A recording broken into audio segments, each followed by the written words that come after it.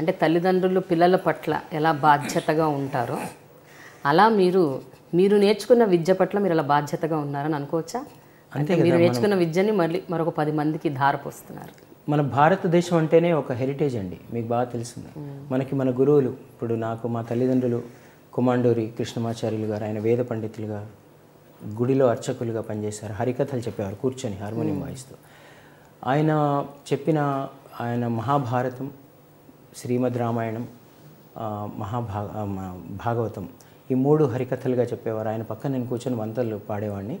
ఆ 3 కావ్యాల్లోంచి ఆయన ఎంత అనలైజ్డ్గా చెప్తుండేవారు. చిన్నప్పుడే నాకు ఆ 3 కావ్యాల్లోని సారాంశం మా నాన్నగారు చెప్పడంలో, అది నాకు నిజమైన విద్య.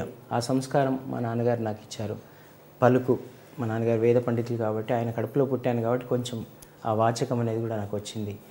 చిన్నప్పటి నుంచి ఆ గుళ్ళల్లో ఆ మంగళహారతులు, ఆ గుళ్ళలో పూజలు, తర్వాత యాదగిరిగుట్టలో బ్రహ్మోత్సవాలు, అక్కడ జరిగే హరికథలు, అందులో పెరిగాను. అలాగే మా ఊర్లో అంత జానపద కళలు, పల్లెటూరు మాది, చిన్న పల్లెటూరు, మెదక్ జిల్లాలో పెద్దగొట్టిముక్కల అని శివంపేట మండలంలో ఉంటుంది. మా ఊరు పక్కనంతా అడవే, నర్సాపూర్ అడవులు అంటారు. ఆ అడవుల్లో పెరిగాను నేను, ఆ ప్రకృతి ఒడిలో పెరిగాను. మూట బౌల్లో ఈత కొడుతూ, తర్వాత ఒగ్గు కథలు, కోలాటాలు, వీటిలో పెరిగాను. కాబట్టి నాలో న్యాచురల్ థింగ్స్ ఎక్కువ వచ్చాయి. సో ముఖ్యంగా ఇప్పుడు మా నాన్నగారు, మా అమ్మగారు యశోదమ్మ గారు, ఆమె మంగళహారతులు పాడేవారు. తర్వాత ఇక్కడికి వచ్చాక మా గురువులు ఓరుగంటి లీలావతి గారు నాకు క్లాసికల్ మ్యూజిక్, పివి సాయిబాబు గారు నాకు లైట్ మ్యూజిక్, అలాగే మ్యూజిక్ కాలేజ్ సికింద్రాబాద్లో కిట్టప్ప గారు, ఆయన దగ్గర నేను నేర్చుకోవడం జరిగింది. ఇలా ప్రత్యక్షమైన గురువులు కాకుండా పరోక్షంగా ఎంతోమంది దగ్గర నేను అలా నేర్చుకుంటూ నాకు వచ్చిన విద్యని పిల్లలకి నేర్పించే అవకాశం భగవంతుడు ఇచ్చాడని నేను అనుకుంటున్నానండి. I'm very happy.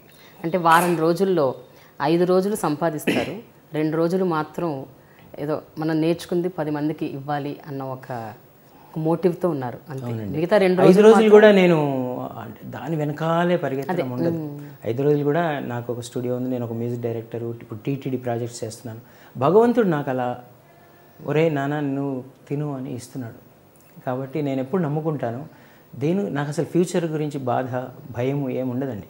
రేపు ఎలా గడుస్తుంది అనేది ఉండదు. ఎందుకంటే తల్లి భగవంతుడు కడుపు నింపుతాడు, నాకు బట్టలు ఇస్తాడు. అంతేనా? అది ఒక విషయం చెప్పండి. జనరల్గా మనం ఏదన్నా సంపాదించుకుంటే, అంటే ఆస్తులు, డబ్బులు, దాన్ని ఇంకా పెంచుకోవాలి, ఇంకో 10 చేసుకోవాలి, మన భవిష్యత్ తరానికి కూడా అందించాలి, మన రాబోయే తరాలకు, మన పిల్లలకు, పిల్లల పిల్లలకు అన్న ఒక మైండ్ సెట్ చాలా మందిలో ఉంది. నేను అడిగేది అది. అంటే మీకు ఈరోజు మీకు అవసరం లేకపోవచ్చు, బట్ భవిష్యత్ తరం కోసం మనం సంపాదించి పెట్టాలి అన్న ఆలోచన కూడా మీకు ఉండదా? నేను ఎంత ఆస్తి సంపాదించాను మీకు తెలుసుగా. ఇప్పుడు నేను ఎవరూ సంపాదించానంత ఆస్తి నాకు ప్రపంచవ్యాప్తంగా నాకు 2-3 వేల మంది స్టూడెంట్స్. సో ఆ మధ్యకాలంలో ఒక స్టూడెంట్ అన్నారు, తనతో చిన్న పాపే, సార్ మీరు ఓల్డ్ ఏజ్లో నేను మిమ్మల్ని చూసుకుంటాను అంటే తనంతలో తానే. అంటే ప్రపంచవ్యాప్తంగా నా స్టూడెంట్స్, వాళ్ళ తల్లిదండ్రులు, వాళ్ళ ప్రేమ అనురాగాలు. ఎప్పుడైనా నేను ఏదైనా ఇంటర్వ్యూలో నా మొహం డల్గా కనిపిస్తే నాకు 100 ఫోన్లు వస్తాయి, యూఎస్ నుంచి కానీ ఆస్ట్రేలియా. ఏం సార్ మీరు డల్గా ఉన్నారు, ఒంట్లో బాగాలేదా? ఇంతమంది పలకరించేవాళ్ళు, ఇంతమంది అంటే నా గురించి ఆలోచించేవాళ్ళు, నన్ను దీవించేవాళ్ళు, ఆశీర్వదించేవాళ్ళు, ప్రేమించేవాళ్ళు ఇంతమంది ఉన్నారు. ఇంతకంటే ఆస్తి ఎక్కడ ఉంటుందని మీరు అంటారా చెప్పండి? దేంతోనైనా దీన్ని పోల్చొచ్చా? కరెక్ట్. ఏ ఆస్తితోనైనా అంత ఆస్తి నాకుంది. ఇంకోటి కావాల్సినంత నాకుంది. నాకు కావాల్సినంత, నా పిల్లల్ని చదివించుకునేంత. మీ అందరూ అని చెప్తున్నా, ఇంట్లో నలుగురికి నలుగురు కష్టపడి సంపాదిస్తాం. వచ్చిన దాంతో మేము హ్యాపీగా ఉంటాం. ఇంకా ఓల్డ్ ఏజ్ అంటారా? నాకు ఇంతమంది పిల్లలు ఉన్నారు, నన్ను చూసుకునే వాళ్ళు అందరూ ఉన్నారు, భగవంతుడు ఉన్నాడు, మీరందరూ ఉన్నారు. రామాచారి గారు, నాకైతే మీరు దాదాపు 15 సంవత్సరాలుగా తెలుసు, 15 ఏళ్ళుగా చూస్తున్నానండి. మీ LMA లిటిల్ మిషన్ అకాడమీ మీరు స్టార్ట్ చేసింది 18 ఏళ్ల క్రితం. అవును, 19 ఏళ్ళు అయింది, రిజిస్టర్ చేసింది 18 ఏళ్ళు. సో ఆ 3-4 ఏళ్ళు మాత్రం నాకు మీరు తెలీదు. అంటే అప్పుడు కూడా నేను మీ గురించి విన్నాను, బికాస్ పాడుతా తీయగాలో మీరు పార్టిసిపేట్ చేశారు కాబట్టి మొట్టమొదటి సీజన్. సో అలా తెలుసు మీరు, బట్ వ్యక్తిగతంగా మీరు తెలవటం అన్నది ఒక 15 ఏళ్ళుగా తెలుసు. అవును. హాయ్, నేను మీ Ramachari. Watch my interview, A Dialogue with Prema, only on iDream.